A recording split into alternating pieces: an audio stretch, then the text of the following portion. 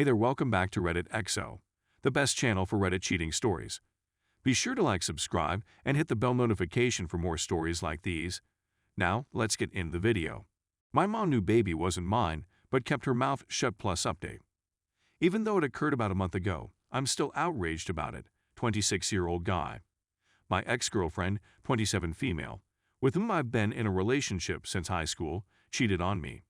She allegedly couldn't take the guilt any longer and informed me there's a strong probability the 10-month-old baby boy I believed was ours was really from another man. It turns out that I am not the father. I'm quite irritated and wounded. And, more than anything, I feel like a stupid. We're clearly finished. I told her I didn't want to see her again since I'd moved out of our apartment and was now living with a friend. I'm working with an attorney to get my name removed from the birth certificate so that I can finally be done with them. I believe everyone has decided to confess their sins to me since my mother is now confessing that she knew the kid wasn't hers and apologizes for not saying anything.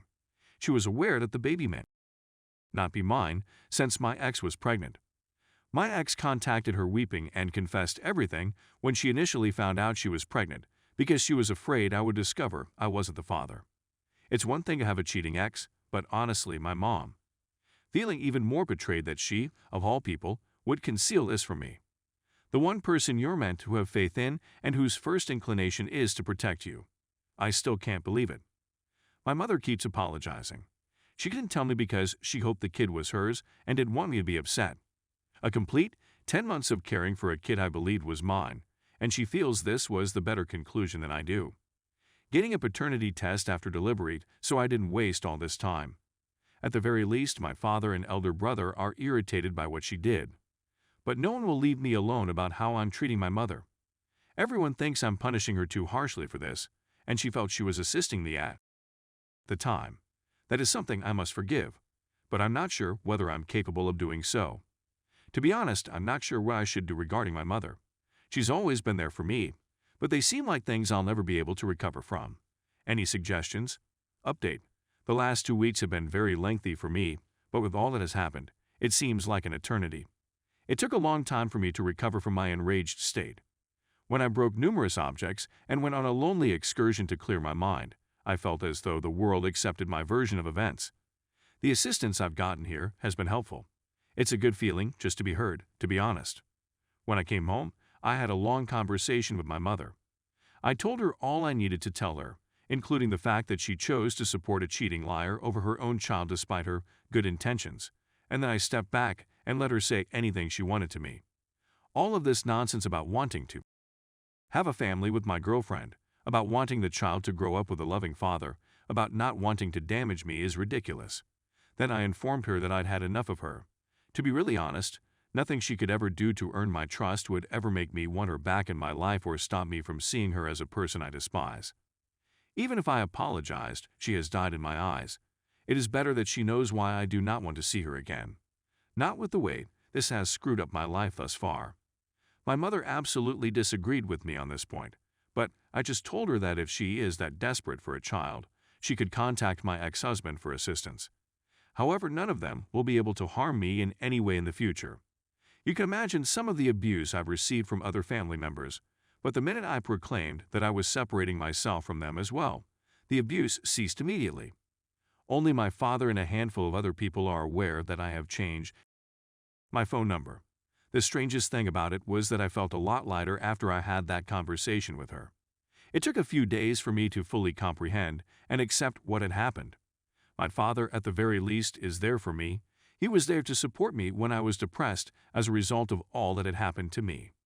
Concerning the issue with my ex-husband and his unwillingness to seek out the biological father, that was a colossal failure of a show. Getting her to do this for me required a great deal of persuading.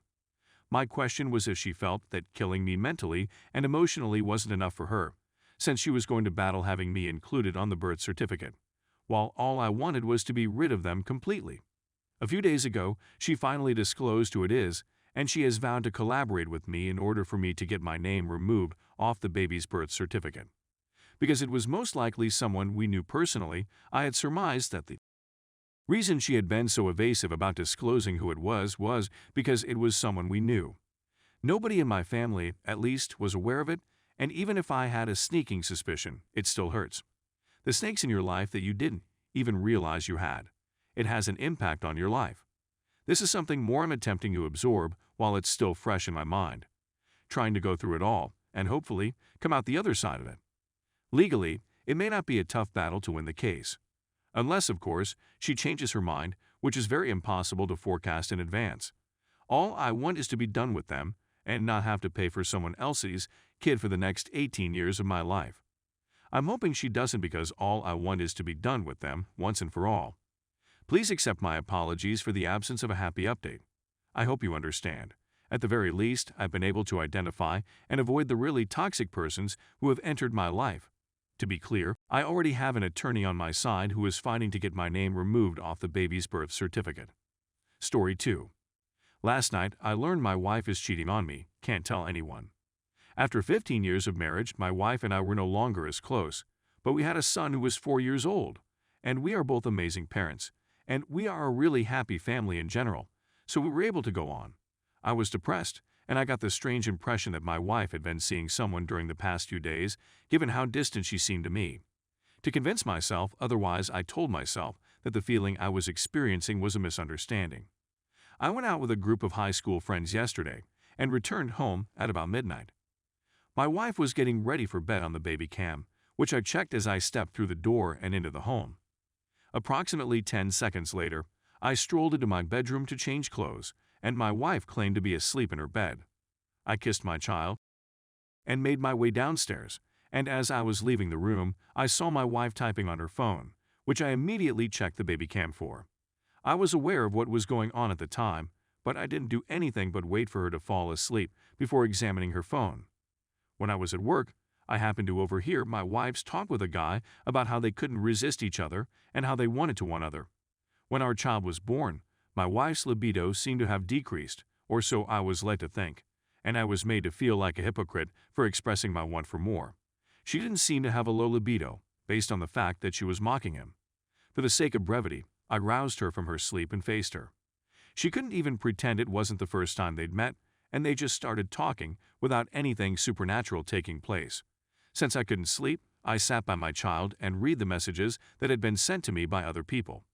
I called the guy in the morning and instructed him to come to my neighborhood since I was familiar with the situation.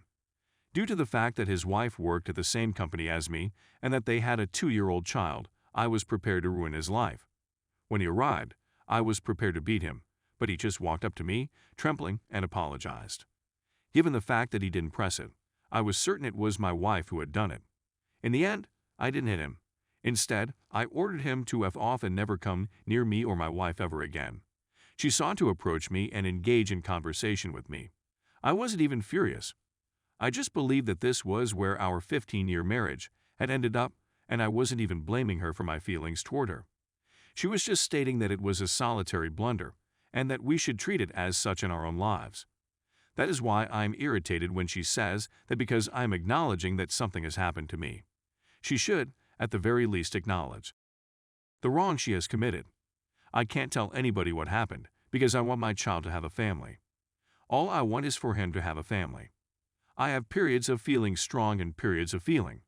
She is now putting my child to bed, and I'm writing this while feeling as if I have been hit by a truck in the stomach.